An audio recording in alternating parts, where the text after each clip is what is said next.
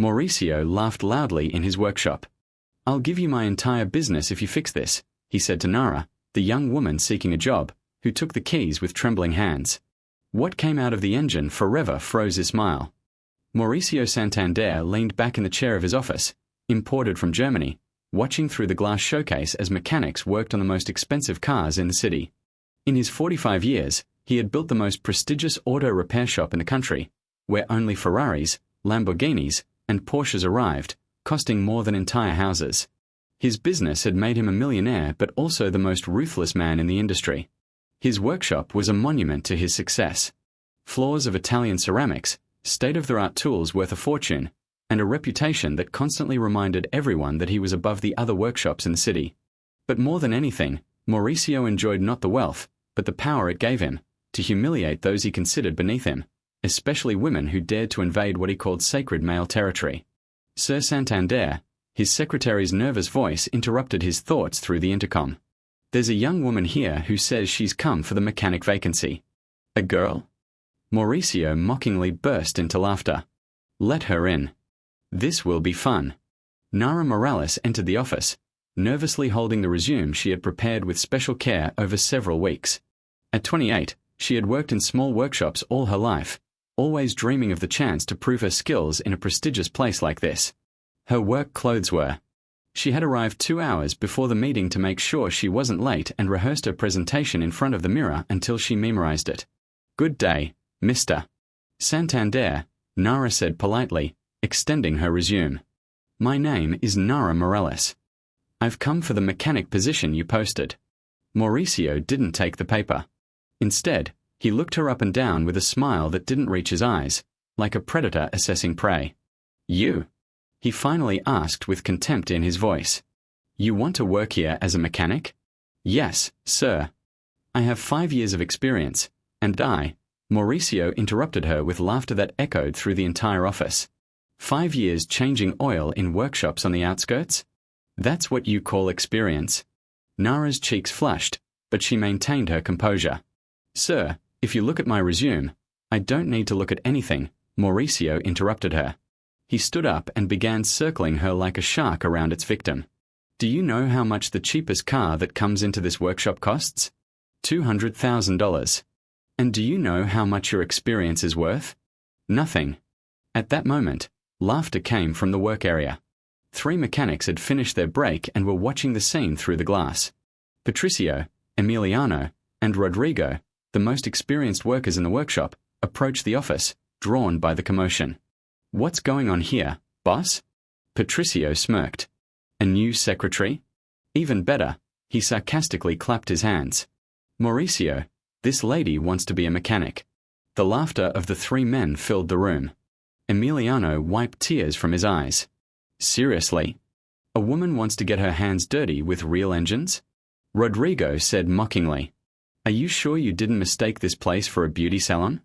Nara clenched her fists, feeling the humiliation burning inside her. For years, she had heard similar comments, but something in the contemptuous, systematic attitude of these men hurt especially deeply. "Gentlemen," Mauricio addressed his workers with a devilish grin, "we should be polite to our guest. After all, she has 5 years of experience."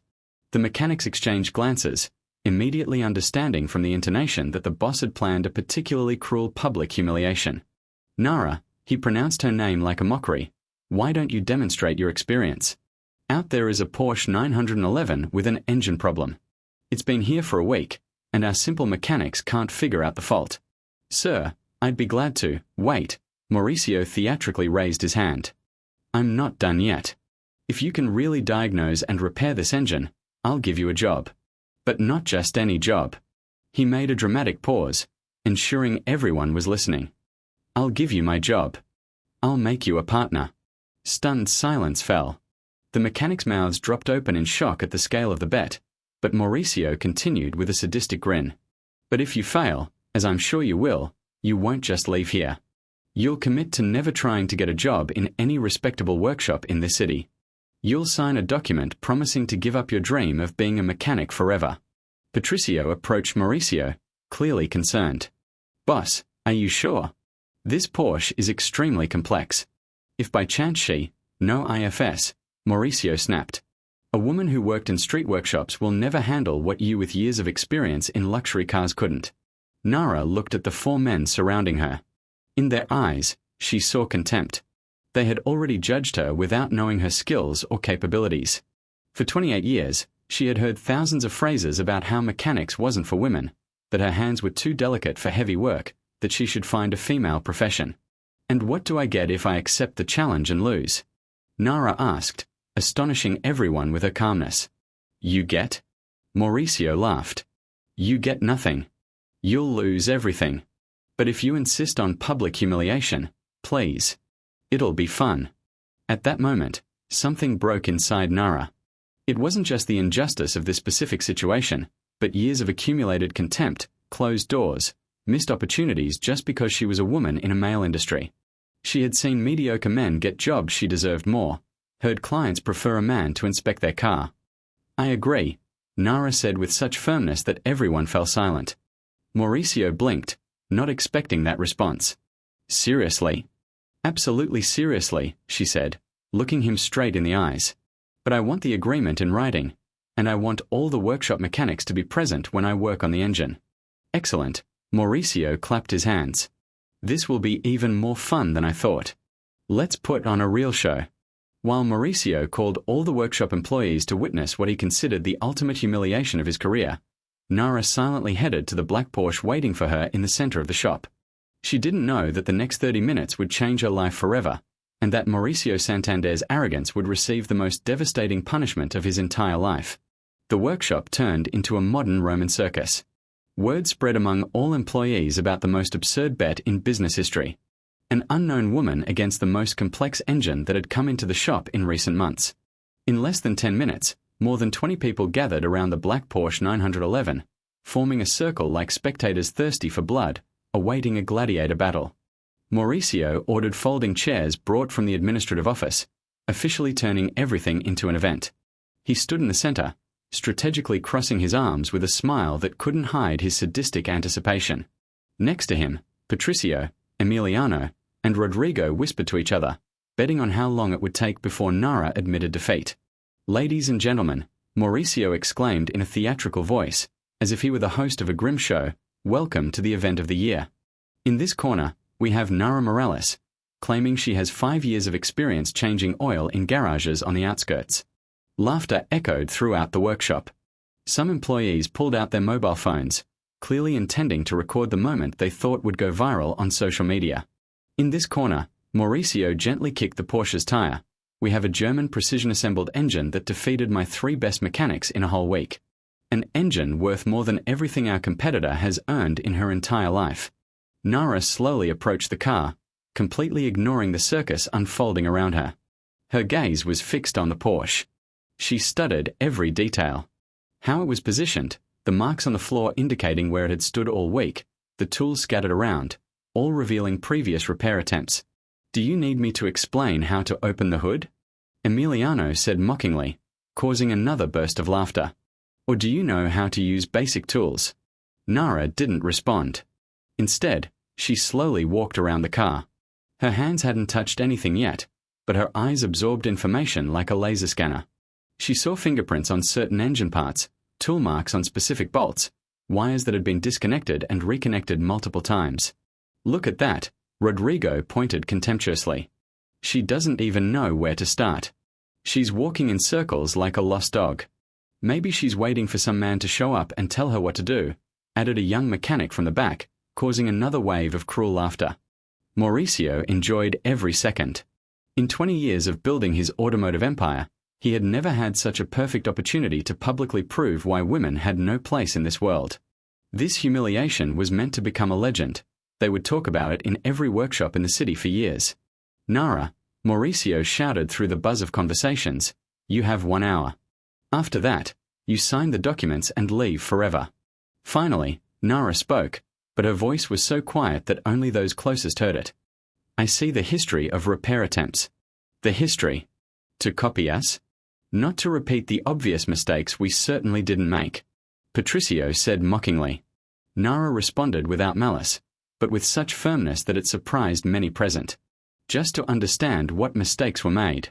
Those words rang like a slap. Patricio flushed with rage. Mistakes? We are certified professionals. We've worked with cars whose names you couldn't even pronounce. Then it should be easy for you to explain to me what exactly you tried to do. Nara looked him straight in the eyes, without fear, only with sincere professional interest. The room grew quieter. Something in Nara's calm and confident manner changed the atmosphere. She no longer looked like a frightened victim about to be torn apart. She looked like a professional asking technically sound questions. Emiliano intervened aggressively. We checked the entire injection system, replaced the spark plugs, checked fuel pressure, diagnosed the electrics with the latest computers. And the results? Nara asked, finally starting to open the Porsche's hood. The results, Rodrigo replied irritably. The engine starts but loses power after 5 minutes, chokes, starts vibrating heavily, and completely stalls. Nara nodded as if this information told her something important that the others hadn't noticed. When the hood fully opened, it exposed the mechanical heart of the car, a 6-cylinder engine, a true masterpiece of German engineering, but now it lay silent and stubborn. "Oh my God," someone from the crowd exclaimed. "Look how she's staring at it, like she's seeing an engine for the first time." But something strange was happening. While the others mocked, some of the more experienced mechanics began to watch more closely how Nara studied the engine. It wasn't the confused gaze of a novice, but a systematic assessment of someone who understood what they were looking at. Nara leaned over the engine and, for the first time since entering the workshop, smiled. It wasn't a nervous or defensive smile, but a smile of recognition, as if she had just seen an old friend. "Why are you smiling?" Mauricio asked suspiciously. Something in that smile alarmed him, though he couldn't explain why. "Nothing important," Nara replied, starting to roll up her workshirt sleeves. "This engine just reminds me of something." "Lawnmowers you worked on?" Patricio said mockingly, trying to reclaim the wave of humiliation that was already dissipating. Nara didn't respond immediately. Instead, she began touching certain parts of the engine, not randomly, but in a specific pattern that no one present recognized. Her movements were precise, measured, as if she were performing an inspection she had done thousands of times. "Interesting," she murmured, more to herself than to the listeners. "Very interesting." "What's interesting?" Mauricio demanded, his patience beginning to wear thin. This wasn't the performance he expected. According to his script, Nara should already be crying in despair, but she was acting as if she knew exactly what she was doing. "The wear pattern on these parts," Nara pointed to a specific part of the engine, "doesn't match the type of fault you described." An awkward silence spread through the workshop. The mechanics exchanged puzzled glances. The technical terms Nara used were correct, precise, professional. Donny Barista, the most experienced mechanic in the workshop with 65 years of tenure, approached the circle closer. At first, he had watched from afar, like everyone else, for entertainment, but now his interest was genuinely technical. "What wear pattern do you see?" Donny Barista asked, his voice free of the mockery others used. Nara looked at him with respect, immediately recognizing the voice of true experience. "The wear indicates that the problem isn't in the injection system as you thought.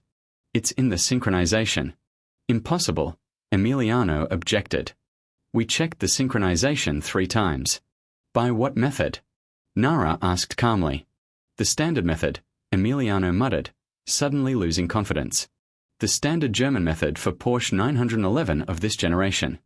Or the universal standard method you apply to all cars," Nara gently clarified. The question thundered like a strike. Mauricio realized that Nara knew not only technical terms but also specific technical specifications by make and model. This knowledge came either from years of narrowly specialized experience or serious technical education. "Where do you know about Porsche-specific methods from?" Donny asked now with genuine interest. Nara paused for a moment, as if deciding how much to reveal. "I've worked with German engines before." "Where?" Mauricio demanded, his voice no longer mocking, only growing anxiety. "In places where precision is more important than appearance," Nara replied, starting to connect wires with movements that were too confident and precise for someone supposedly working only in neighborhood workshops. The crowd fell completely silent. The performance that started as public humiliation was turning into something entirely different, unimaginable for all present, and Mauricio, for the first time that day, began to feel that he might have seriously underestimated the woman who was now confidently working on the most expensive engine in his workshop.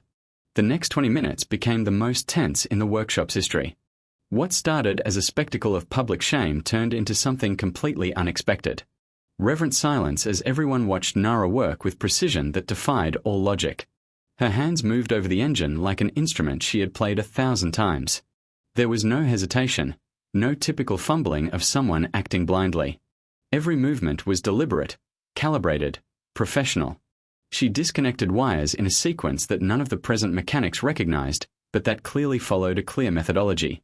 "What is she doing?"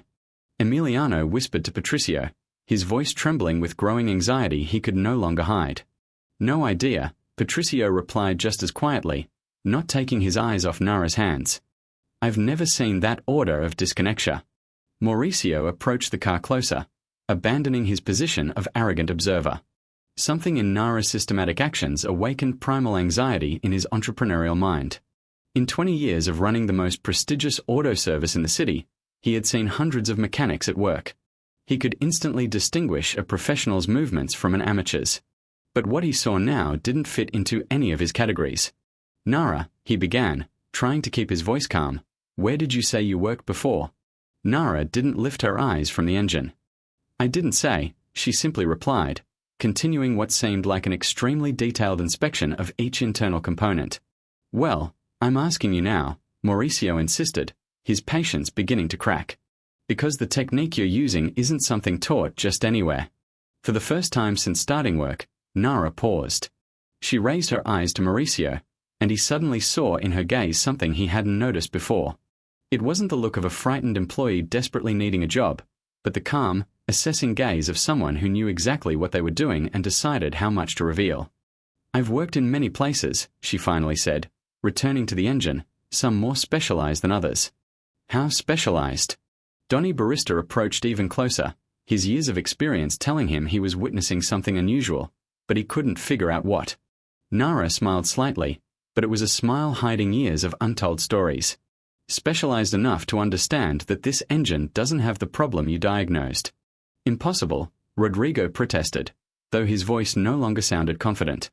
"We've been working on this car for a week. We know exactly what's wrong." "Really?" Nara asked without a drop of sarcasm, only sincere curiosity. "Then explain to me why you applied a standard diagnostic protocol to an engine that was clearly modified." The ensuing silence was deafening. The three mechanics exchanged glances with growing confusion. "Modified?"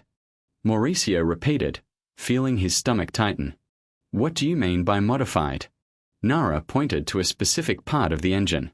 Her movements were precise and instructive, as if leading a master class. "This engine has internal modifications that aren't visible on superficial checks. The injection system was recalibrated to specifications exceeding factory ones." "That's impossible," Patricio muttered. "We would have noticed such serious changes." "Would you have?" Nara gently echoed. "Did you check the software code and ECU parameters with modified standards?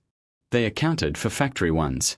The symptoms you described are exactly what happens when a standard protocol is applied to a system optimized for racing performance."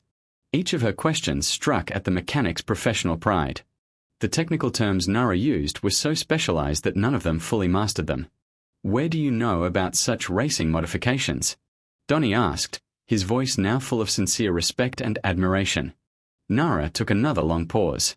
Now she felt 24 eyes fixed on her, waiting for an answer that could completely change the dynamics of the situation. "Because I've worked with racing cars," she finally admitted. "Which ones exactly?"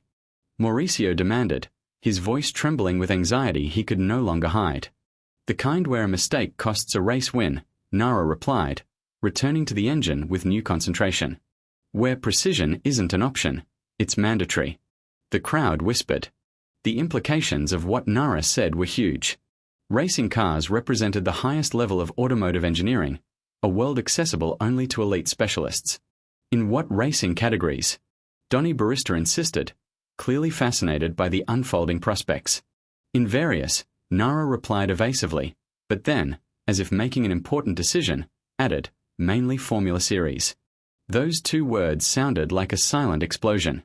Formula Series were the most prestigious and technically complex categories in world motorsport. Mechanics working at that level were the absolute elite of the profession. Mauricio felt the ground slip away from under his feet. His entire career, he had prided himself on being the best in his field. But he had never even come close to working at the level Nara had just mentioned. "You mean you worked in Formula One?" Patricio asked in complete disbelief. "There are several Formula categories." "Which ones?" Emiliano insisted. His previous self-assurance completely evaporated. Nara finally lifted her gaze from the engine and looked straight at the crowd surrounding her. For the first time since entering the workshop, there wasn't a drop of submissiveness in her posture. It was the calm confidence of someone who knew their professional worth. Formula 3, Formula 2, and yes, she paused, also Formula 1. The silence that followed was so profound that you could hear the ticking of the wall clock in the office. Mauricio's Formula 1 was the Everest of automotive mechanics.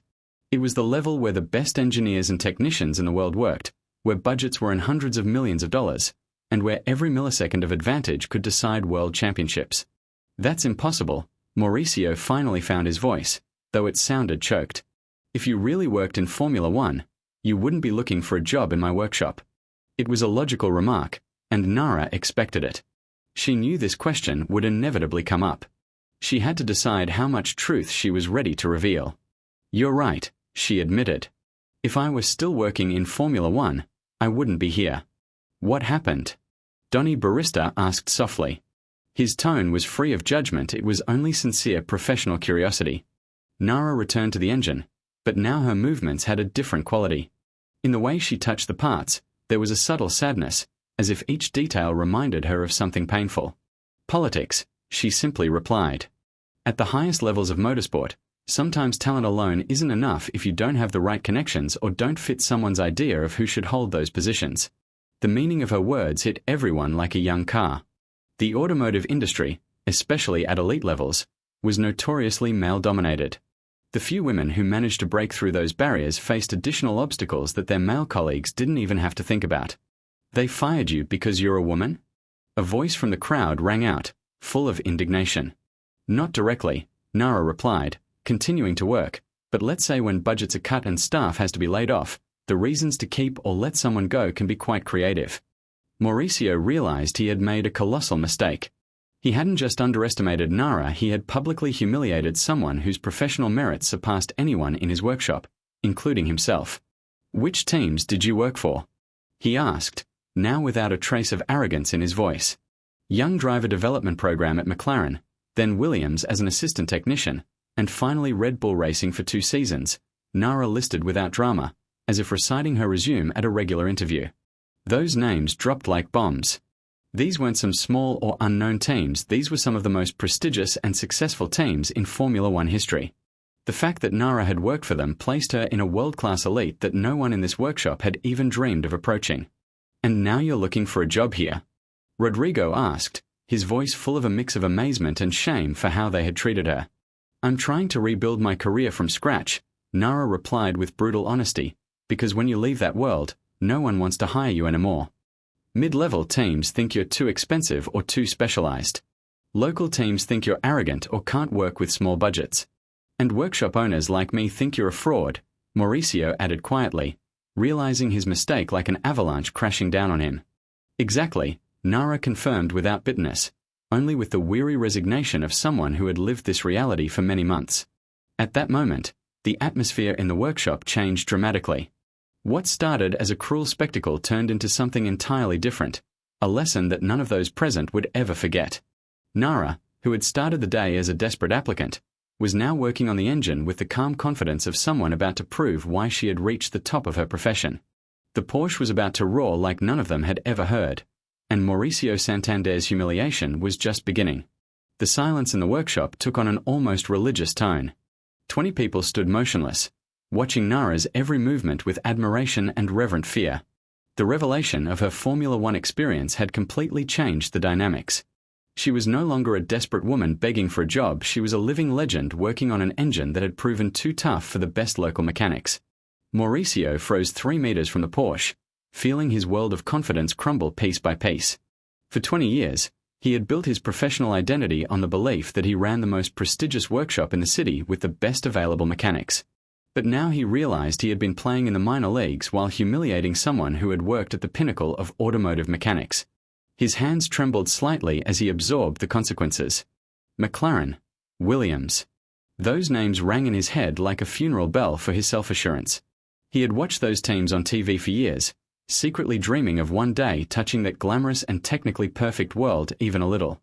And now he learned that the woman he had publicly humiliated was an integral part of that global elite. "How long did you work at Red Bull?" Donnie Barista asked in a voice that no longer tried to hide his absolute admiration. Nara continued working, answering. Her hands moved with the precision of cardiac surgery. 2 full seasons. 2019 and 2020. I worked directly with Max Verstappen's team during his rise to champion. The name Verstappen sounded like thunder. Even those who knew little about Formula One recognized that name. He was one of the most successful and famous drivers in the world, a world champion whose car was partially serviced by the hands of the woman now bent over a Porsche in a city workshop. "My God," someone from the crowd whispered. "You worked with Ver." With his car, Nara modestly corrected.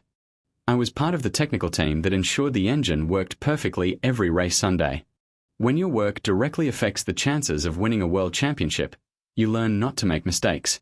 Patricio, Emiliano, and Rodrigo remained completely silent.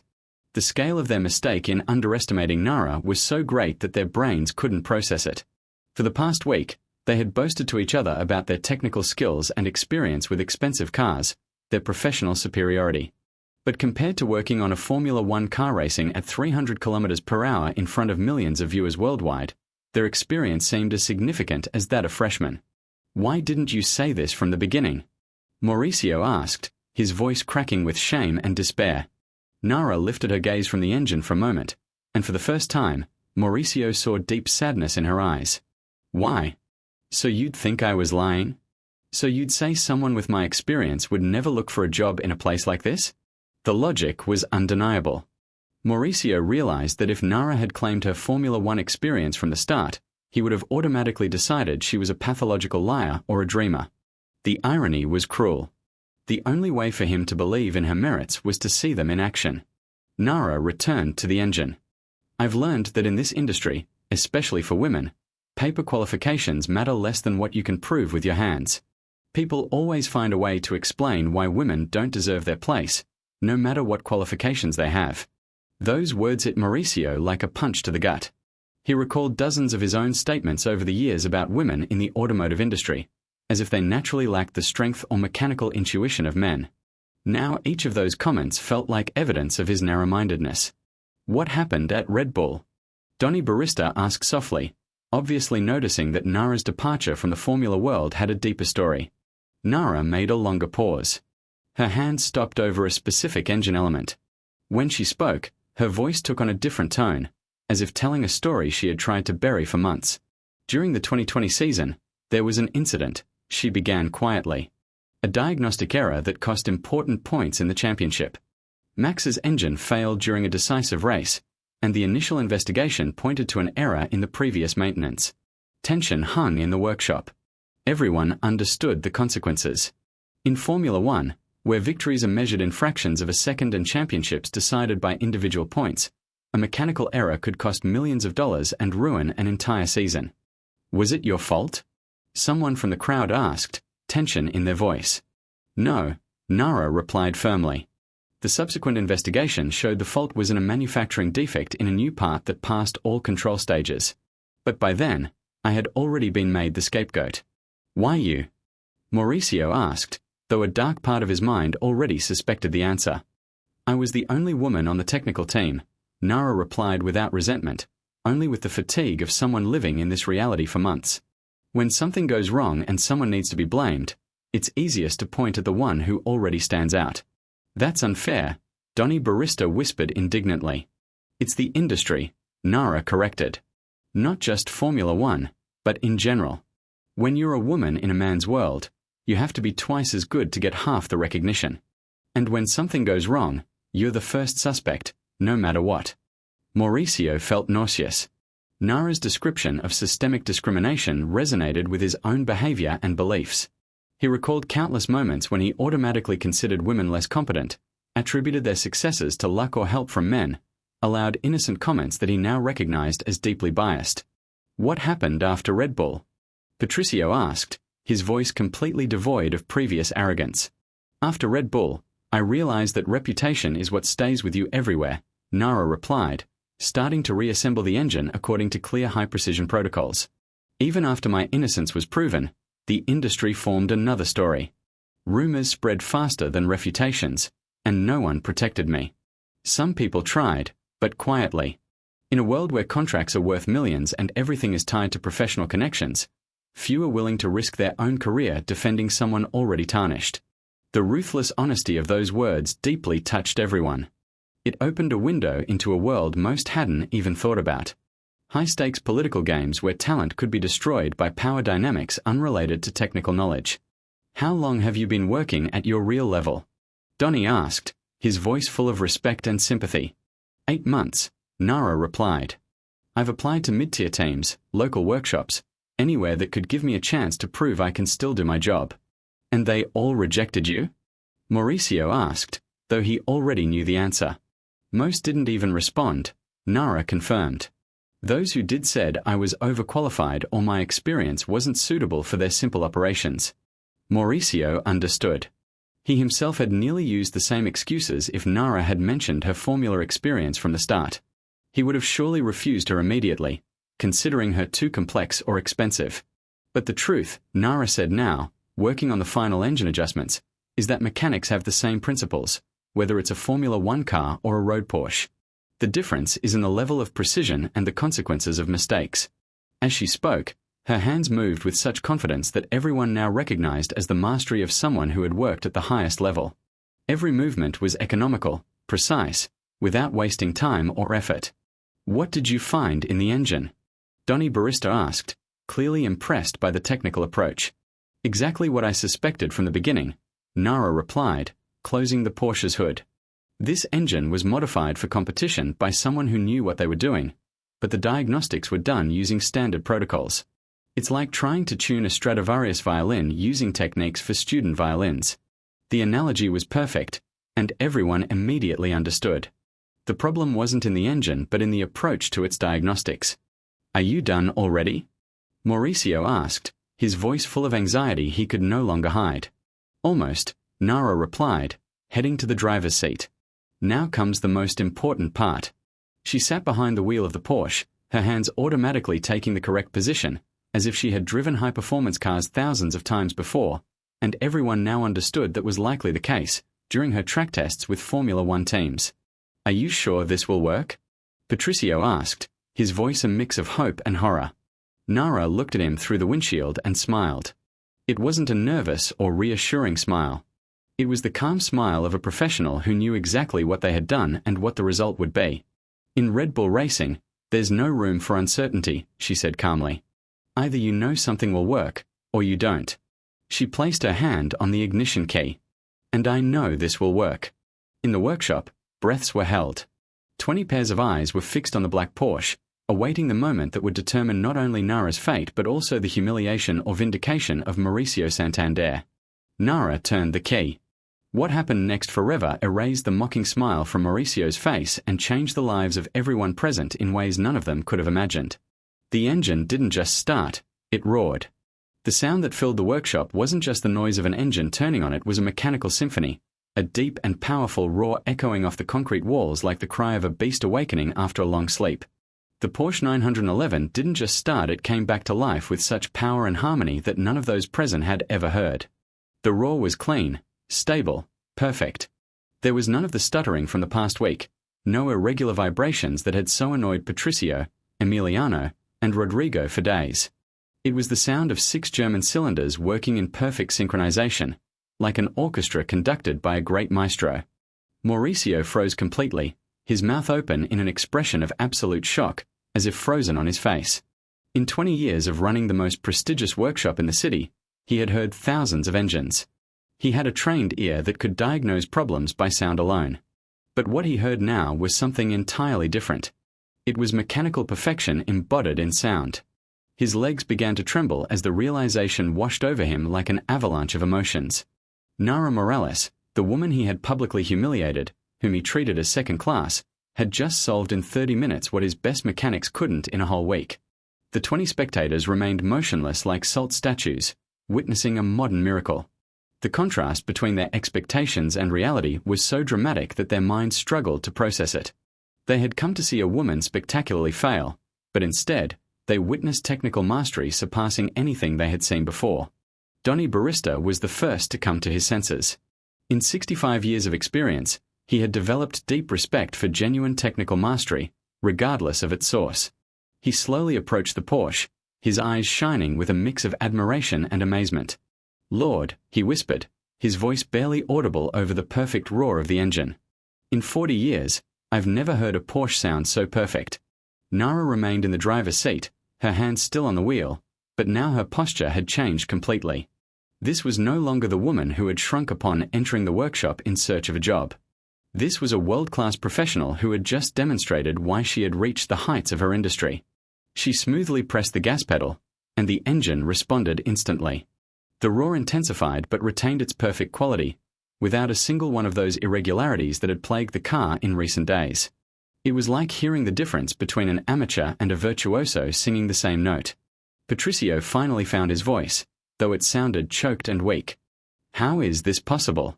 Nara turned off the engine and got out of the car with smooth, professional movements. As she approached the stunned crowd, there was no submissiveness in her gait anymore.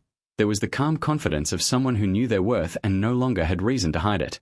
"It's possible," she replied calmly, "when you understand that every engine has its own personality, especially those modified for competition. You were just speaking to it in the wrong language." Her voice had gained a new authority that no one in the workshop had heard before. It wasn't arrogance, it was the professional confidence of someone who had just irrefutably proven their competence. "What exactly did you do?"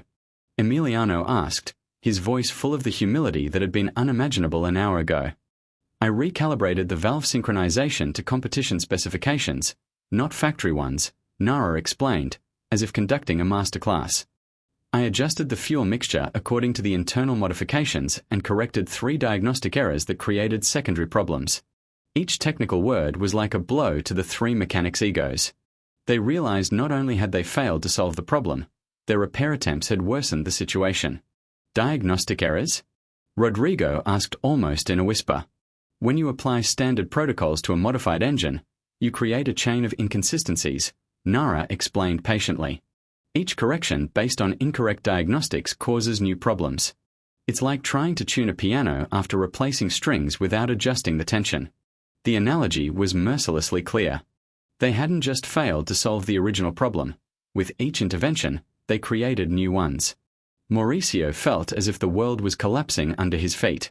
For 20 years, he had built his reputation on the belief that he managed the best technical team in the city. He boasted to clients and competitors about his mechanics superiority. He used this imagined superiority as justification for inflated prices and his arrogant manner. And now he faced the horrifying realization of the truth. The woman he considered worthless was incomparably more competent than anyone in his staff, including himself. Mauricio, Donny Barista approached his boss, his voice as serious as rarely before. "Do you understand what we just saw?" Mauricio couldn't respond. A lump in his throat choked him. It was the poisonous humility of shame, horror, and painful realization that he had just made the most expensive mistake of his career.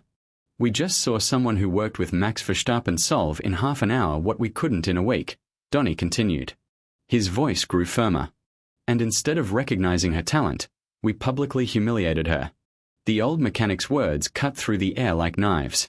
Everyone understood they had witnessed not just an outstanding technical demonstration but also a colossal injustice. It was just fixed in the most impressive way. The crowd began whispering, digesting what happened. Some looked embarrassed for participating in the initial humiliation. Others were clearly enchanted by witnessing world-class mastery. But all understood they had become part of something exceptional. "And now what?" someone from the crowd asked. The question was addressed to Mauricio, but he seemed incapable of answering. His world of complete confidence had been shattered to the foundation, and he couldn't form a single coherent word. Nara approached him, and for the first time since entering the workshop, Mauricio truly saw who she was. This wasn't the desperate woman he had imagined. This was a world-class professional forced to seek opportunities clearly below her competence. Mr. Santander, Nara said in a firm but businesslike voice, I think we need to discuss our agreement. The mention of the agreement struck Mauricio like thunder. In his self-assurance, he had promised to give her a share in the workshop if she repaired the engine. He had done it absolutely certain she would fail. But now he faced the horrifying realization that he would have to keep his word. His workshop, his reputation, his empire built over 2 decades, all of it was about to change forever because of a bold bet made to humiliate a woman who turned out to be incomparably more talented. The agreement, he finally squeezed out, his voice hoarse and weak, was that if you fix the engine, you become a partner. Exactly, Nara confirmed without emotion, just stating a fact.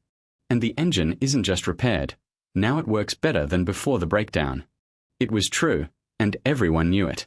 The roar they had heard wasn't just the sound of a working engine, it was the sound of an engine operating at the peak of its capabilities. Mauricio looked around the workshop, noticing the expressions on his workers' faces. In their eyes, there was genuine respect for Nara, but also doubt directed at him. He realized that his leadership, based on faith in his technical superiority, had been fundamentally undermined. And if I don't fulfill the agreement? He asked weakly, though he already knew the answer. Nara replied calmly, besides showing a lack of professional honor, you'll have to explain to everyone present why your word means nothing. Tension filled the room. 20 witnesses had heard the initial agreement. 20 people had seen Nara fulfill it brilliantly. The social and professional pressure on Mauricio to keep his word was enormous. But stronger than the pressure was the personal, crushing truth. Mauricio had spent 20 years considering himself the best in his field, only to realize in one day that he had been working at a significantly lower level than the woman he tried to humiliate. Now the question was not only whether he would fulfill the promise. The question was whether his ego could withstand the truth he had just learned about himself. The silence in the workshop became so dense it seemed to have physical weight. Mauricio stood motionless, digesting not only Nara's words but the full meaning of her fulfilling their agreement. For 20 years, he had built his personality around the image of the undisputed owner of the most prestigious workshop in the city. The idea of sharing that ownership, especially with someone he had so rudely underestimated, seemed like the death of everything he considered himself to be. His eyes slowly scanned the workshop as if seeing it for the first time. The latest tools bought to impress clients, the luxury cars symbolizing his status in business society, the employees who had accepted him as unquestioned authority for years, all of it was about to change forever because of one arrogant bet made to humiliate a woman who turned out to be an order of magnitude more competent. Mauricio felt a hand on his shoulder.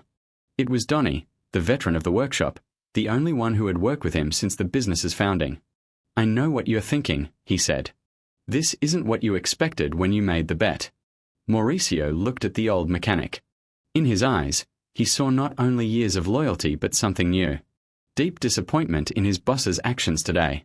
But you need to understand one thing, Donnie Barista continued, his voice quiet but firm. What we just saw wasn't just an engine repair. It was a lesson in humility that we all needed to learn. A lesson, Mauricio finally squeezed out, his voice hoarse. A lesson that could cost me the business. Or save it, Barista gently corrected. In all the years I've worked here, I've never seen such a demonstration of technical mastery.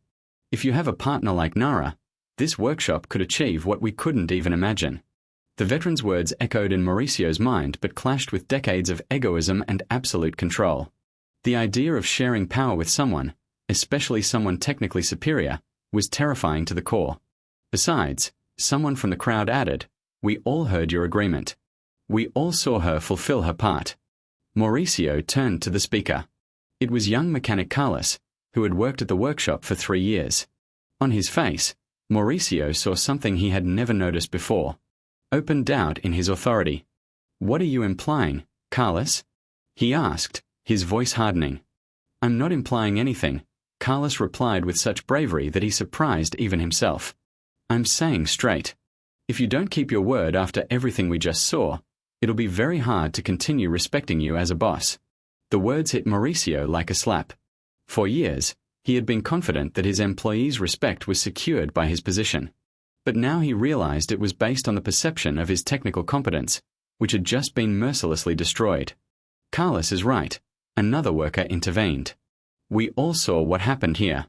If your word means nothing when you lose a bet, how can we trust your promises about raises, promotions, or anything else? Mauricio felt the ground slipping away.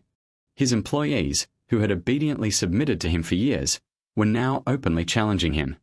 The power he had taken for granted for decades was evaporating before his eyes.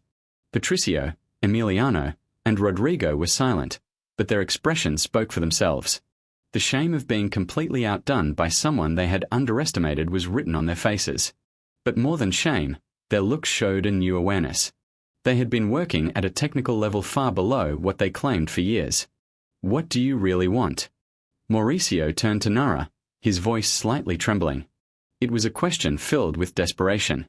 Mauricio secretly hoped she would ask for money or a position in the company, that there would be a way to settle the situation without losing control of his empire.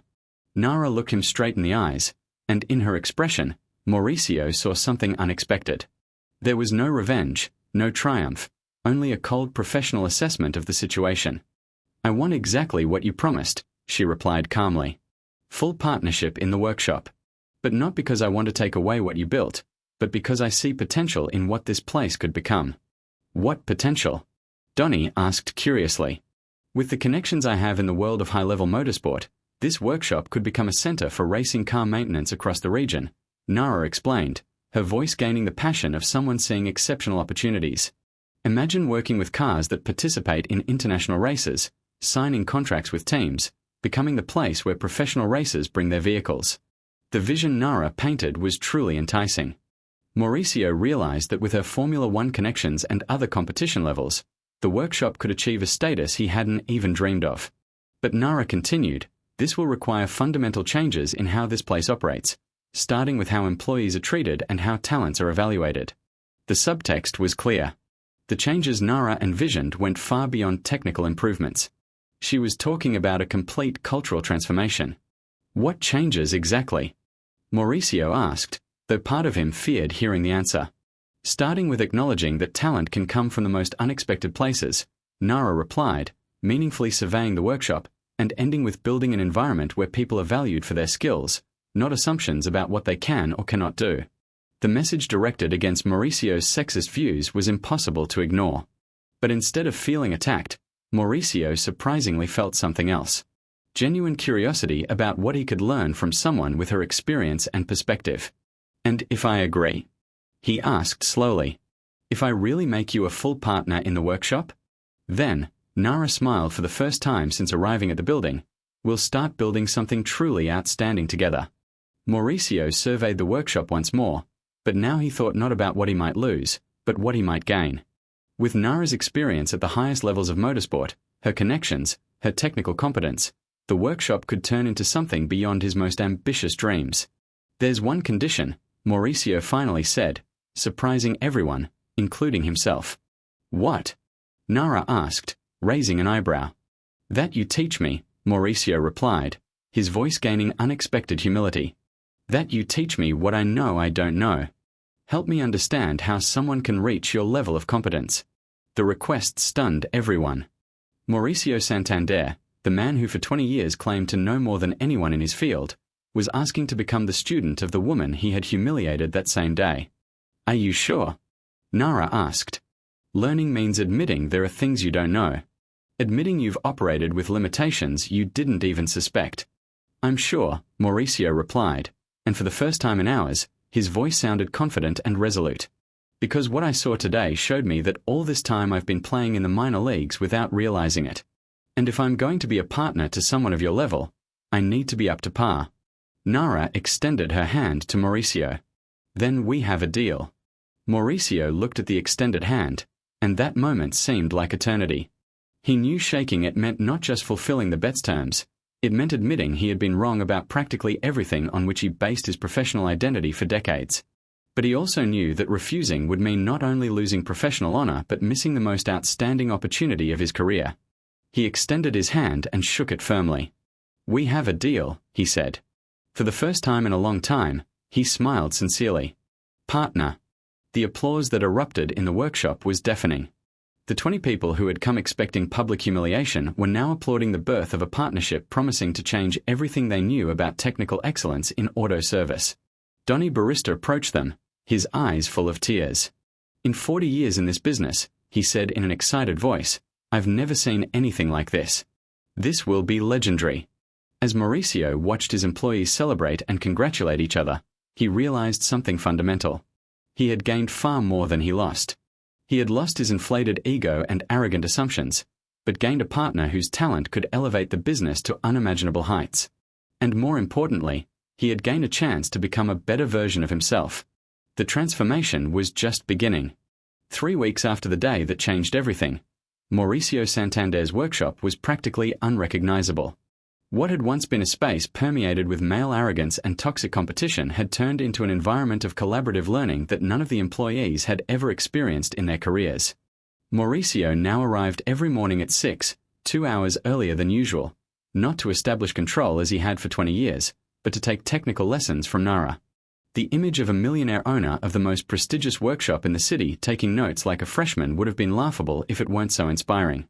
"Good morning, Professor," Mauricio greeted Nara as she laid out the technical diagrams prepared for today's lesson. The title Professor had arisen naturally after the first week, when Mauricio realized that Nara's explanations in structure and depth were at the level of university courses in advanced engineering. It wasn't condescension, it was sincere recognition that he was receiving world-class education. "Good morning, Mauricio," Nara replied with a smile that no longer held any trace of previous wariness. "Today we'll talk about advanced diagnostics in electronic injection systems, specifically how to detect undocumented modifications in high-performance engines." Mauricio opened his notebook, an item he hadn't used in decades, but now it was his constant companion. Every page was filled with diagrams, technical notes, and concepts Nara had taught him. It was like rediscovering his profession from a completely new perspective. "Remember the mistake we made with the Porsche?" Nara asked, connecting a laptop to the diagnostic system that had arrived last week from Germany. "We assumed factory specifications applied without checking internal modifications," Mauricio replied, showing he had absorbed every lesson. "Exactly. Such mistakes are common even in high-level workshops because they require a fundamental change in how we approach each diagnostic case," Nara explained, starting to show real data on the screen. "In Formula One, every engine is unique, even if they come off the same production line. You learn to treat each one as an individuality." The methodology Nara taught was revolutionary for the workshop team. For years, they had worked by standard protocols that suited most situations but completely failed with modified or high-performance cars. "How can we apply this here?" Mauricio asked, genuinely fascinated by the possibilities. "We start by changing our market reputation," Nara replied, opening a folder full of contacts she had collected in recent weeks. "I've talked to former colleagues about the possibility of bringing motorsport-related work here." Mauricio leaned forward, intrigued. For 20 years, he had dreamed of connections in the high-level motorsport world but never knew how to access those closed circles. "What kind of work exactly?" he asked. "Initially, maintenance of cars for regional rallies in the country. There are 3 teams that need a reliable workshop for preparation between competitions," Nara explained, showing emails and contact documents. "But if we prove our competence at this level, in the future, we could have contracts with GT teams and Formula Junior." The vision was captivating, but Mauricio understood the enormous practical challenges ahead. "Is our current team ready for that level of work?" "Some yes, others no," Nara answered honestly. "Donny Barista has the experience and wisdom to adapt quickly. Patricio, Emiliano, and Rodrigo have solid technical skills, but they need to let go of some habits and learn precise protocols." "And the other employees?" "That's the most interesting part," she smiled. "I've observed the entire team over these weeks, and there are talents here you never suspected." Mauricio raised his eyebrows in surprise. "For example, Carlos, the young mechanic who challenged you on the Porsche day, has a natural intuition for complex electrical systems. With proper training, he could specialize in the most advanced electronic systems," Nara explained. "Maria, the office employee who handles accounting, turns out to have a mechanical engineering degree but never mentioned it because she thought it wouldn't be valued here." This revelation struck Mauricio like lightning. Maria had worked at the workshop for 5 years, handling paperwork and scheduling meetings, and he had never known about her technical education. It was another painful example of how much talent he had missed due to erroneous assumptions. Why did she never mention it? He asked, though he already suspected the answer. For the same reason I didn't mention my Formula One experience at first, Nara replied. Because the workshop's culture didn't allow certain types of people to be accepted as technically competent. The criticism was soft but devastating. Mauricio realized he had created an environment where people self-censored, hiding skills and knowledge because they didn't fit his biased expectations. What do you suggest we do? He asked. A full staff reassessment, Nara replied, pulling out a detailed plan she had been working on. Individual interviews with each employee to understand their real skills, education, and aspirations. Then redistribute responsibilities based on actual competence, not assumptions. The plan was ambitious, but Mauricio saw the logic in it. If hidden talent existed among his current employees, developing it would be far more effective than hiring new people. And what about resistance? He asked, thinking specifically of Patricio, Emiliano, and Rodrigo, who were struggling with the new dynamics in the workshop. That's a conversation we need to have today, Nara said, her expression becoming more serious. Because there's something you should know. Mauricio's stomach nodded. What? Patricio has been talking to employees, trying to create resistance against the changes. He's saying you're losing authority and that the workshop is becoming too soft, Nara reported calmly, just stating facts. The news didn't surprise Mauricio much. He had noticed the growing tension in recent weeks, especially from the three mechanics who had failed spectacularly with the Porsche. What else is he saying? He asked. That having a woman as a partner will ruin the workshop's reputation in the eyes of male clients. That the changes we are implementing are political correctness, not real improvements, Nara continued. That in the end, when clients learn a woman owns half the business, they'll go to competitors. Each word felt like a blow to all the progress they had made. Mauricio realized how much he had underestimated the depth of ingrained toxic attitudes in his workshop. How many employees agree with him? Fewer than he thinks, Nara replied. Emiliano and Rodrigo follow him, but mostly out of fear of losing their status. Most other employees are excited about the changes and growth opportunities. At that moment, as if summoned by the conversation itself, Patricio entered the main work area of the workshop. His body language was aggressive, and Mauricio immediately understood he had come for an open confrontation. Mauricio, Patricio addressed, completely ignoring Nara. We need to talk. I'm listening, Mauricio replied calmly. All this has to stop, Patricio declared, gesturing around the workshop. These morning lessons, these procedure changes, this whole situation with her becoming a partner. Employees are losing respect for you. Which employees exactly? Mauricio asked, though he already knew the answer. All of us who were here from the beginning, Patricio replied. Those who built this place with you. Those who really know how things work. The phrase how things really work revealed everything Mauricio needed to know about Patricio's mindset. For him, changes weren't improvements but threats to the established order that gave him power and status for years. Patricio, Mauricio said calmly, 3 weeks ago, you, Emiliano, and Rodrigo couldn't diagnose a problem that Nara solved in 30 minutes. On what basis are you questioning her competence? Because she got lucky. Patricio exploded, his irritation finally breaking through. One case proves nothing. And besides, clients won't want service from a woman, no matter how lucky she is. The comment about luck was the last straw. Mauricio realized that Patricio, even after an obvious demonstration of superior competence, was still incapable of recognizing it if it came from someone challenging his biases. Luck, Mauricio repeated, his voice gaining an edge Patricio had never heard before. You call Formula One experience luck? Working with Max Verstappen luck? Having connections that can transform our business luck? That's what she says, Patricio defended, but who really checked? Where's the proof? Nara, who had been silent all this time, opened her laptop and went to a folder Mauricio hadn't seen before. The screen filled with photos. Nara in Red Bull racing uniform, working on Formula One cars, alongside recognizable technical team members on world-famous paddocks. Is this proof enough? She asked calmly. Patricio was speechless, staring at the images that completely destroyed his version of luck and lies. And about client acceptance, Nara continued, opening another folder. Here I have 3 preliminary contracts with teams that specifically requested to work with me after learning about my involvement in this auto service. The documents contained figures that widened Mauricio's eyes. The potential contracts promised income in 6 months exceeding the usual annual earnings of the auto service.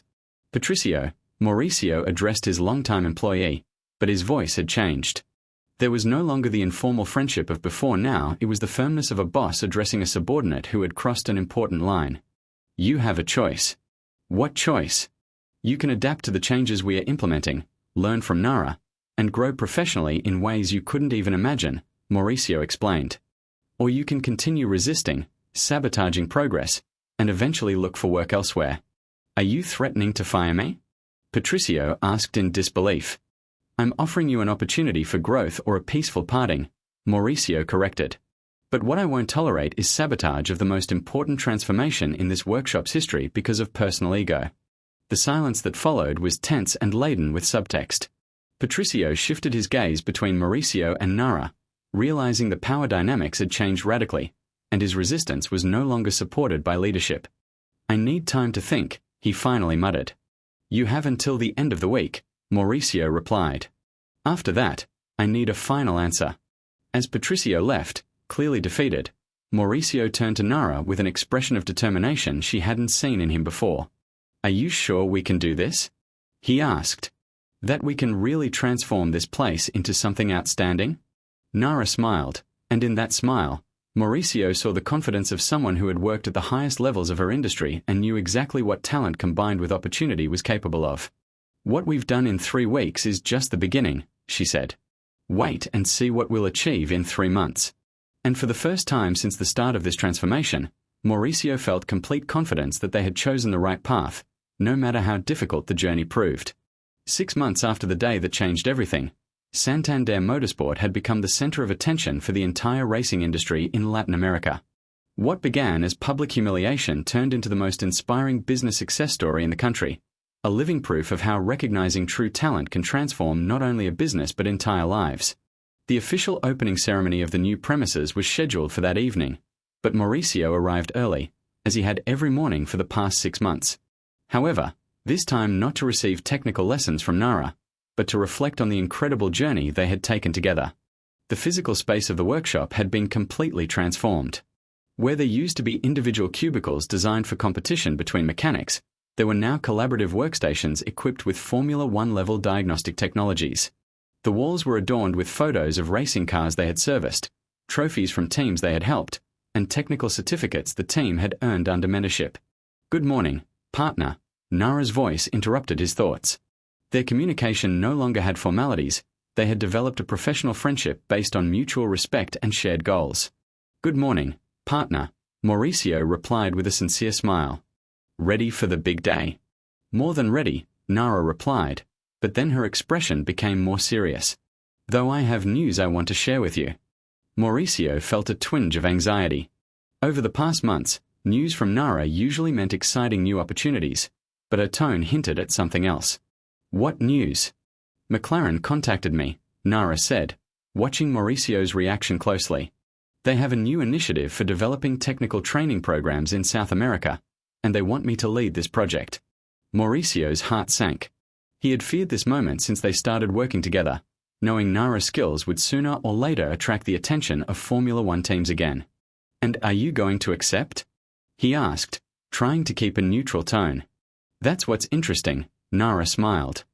I told them I'd agree only if they can use our workshop as the operational base for the program. If Santander Motorsport could become McLaren's official technical training center for all of South America. Mauricio's breath caught. The proposal was so incredible that his mind couldn't immediately comprehend it. Becoming McLaren's official training center would mean worldwide recognition, multi-million-dollar contracts, and absolute elite status in the industry. Is this possible? He muttered. Not just possible, Nara replied with a smile radiating triumph. It's what's going to happen.